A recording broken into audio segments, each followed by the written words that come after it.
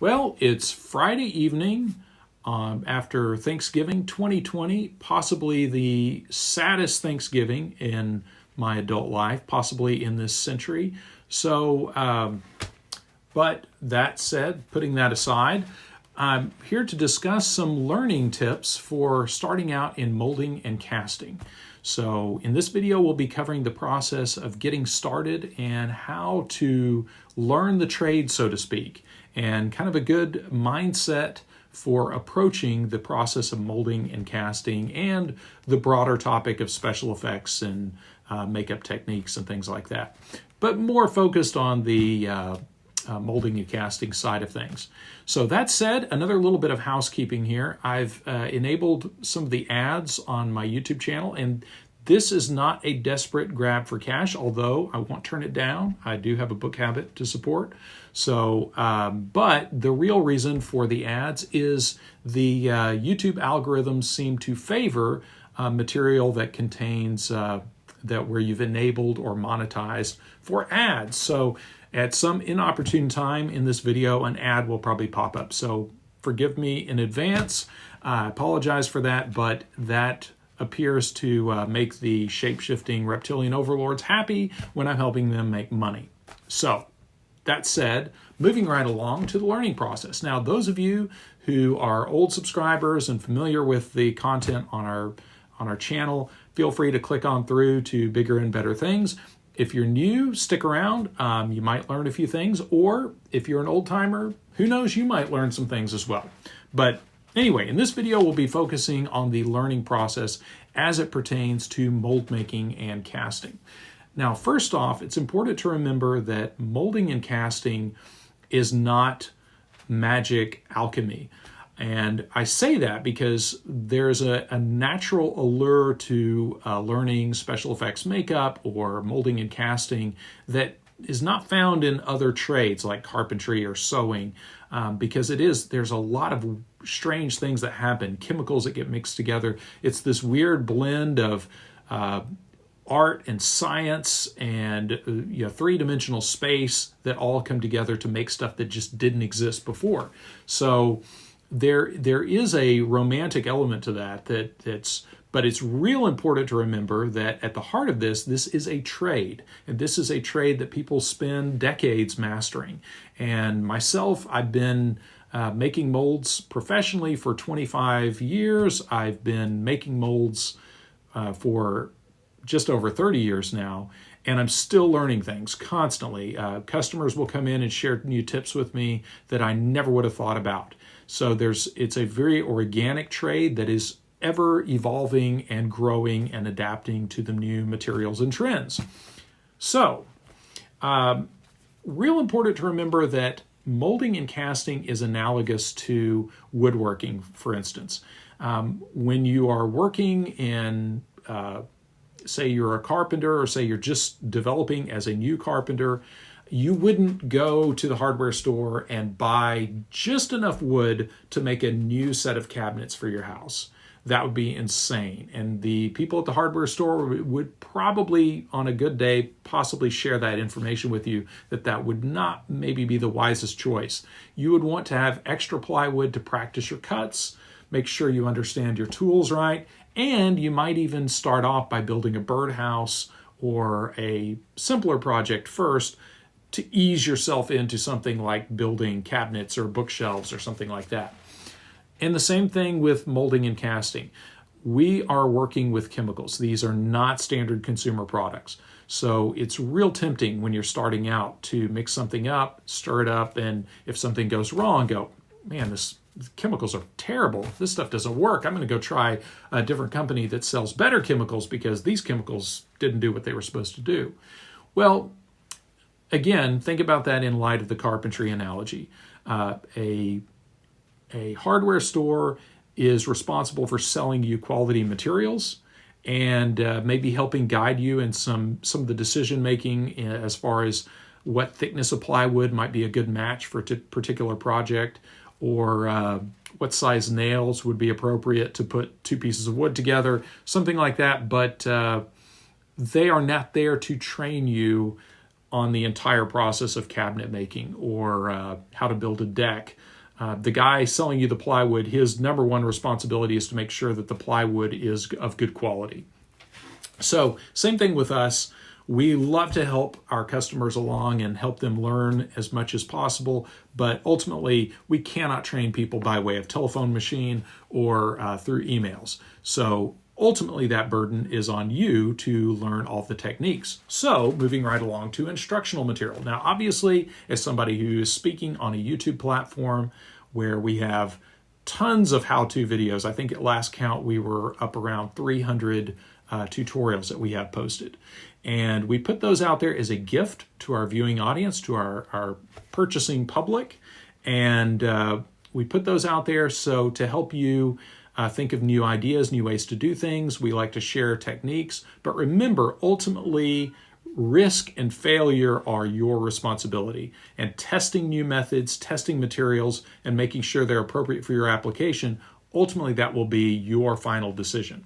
Now, as far as learning materials, again, tutorials are fantastic. As somebody who's put a lot out there, I wish this resource had been available to me in 1999 or all the way back to 1989.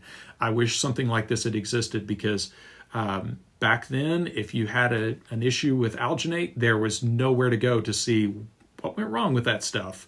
So back in 1989, when I started at a magic store here in Dallas, working as demonstrating both magic tricks and selling makeup special effects supplies, that was when I first really got interested in special effects makeup and mold making. And it was this book right here that was sitting behind the counter that I always thought I was being kind of sneaky. Anytime I had some downtime, reading up as much as I could in Lee Bagan's Techniques of Three-Dimensional Makeup. This is a fantastic book, and it's prolific. You can find this all over the place. If you've got a used bookstore, you can probably find a used copy there. If you have, I bet it's in school libraries or even in Amazon or something like that. So great resource if you're starting out both in the molding and casting world as well as makeup special effects. A lot of good information here about undercuts, a lot of good vocabulary about sculpting, undercuts, mold making, different types of plasters and clays and that sort of thing. Some of this can be a little outdated. Some of the materials and methods have changed a little bit, but this is still great bedrock knowledge. And part of being a competent mold maker and craftsman is having a good arsenal of techniques and materials in your head and to know what all of the things do and know how to apply them, because molding and casting is a masterclass in problem solving. So the more methods and materials you have floating around in your head that you can pull from for different projects, the more successful you'll be. As the old adage goes, if your only tool is a hammer, every problem looks like a nail. So you don't want to go I saw a dude, my favorite YouTuber, make a matrix mold. So therefore a matrix mold is the be all end all of mold making. You want to make sure you're applying the right technique to the right project. So you don't wind up chasing your tail with techniques that are improperly applied. And that brings us to another resource that's great, Prosthetics Magazine. Now, this is a little bit of a plug for we carry Prosthetics Magazine at Biddy Mold Supply. You can find the back issues in our books and magazine DVD section, so you can always check that out. This is an import from Neil Gordon puts this out over in the UK. Great magazine. This is another one of those things where I'm jealous of those of you who are learning the trade now, because had something like this existed 25 years ago, goodness, the money it would have saved me. There are a lot of good articles in here, a lot of good behind the scenes pictures, great stuff in here, but really detailed how-to information for a magazine like this. This, again, was unheard of in back when I got into this stuff. So these are the kinds of books and magazines you want to find and keep a good library of. The other thing is keeping a notebook. Recently, cleaning up my library here, I stumbled across my old notebook, If you're watching this in HD, you could freeze frame it here and maybe even read a little bit, but I'll try to keep it moving so you can't mock me for what I did here. But this is my head casting outline from the mid-90s, sometime in there. I don't have a date on here.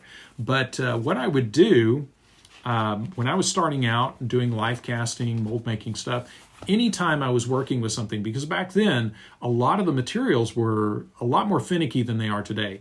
Silicone chemistry has come a long way since the mid-90s.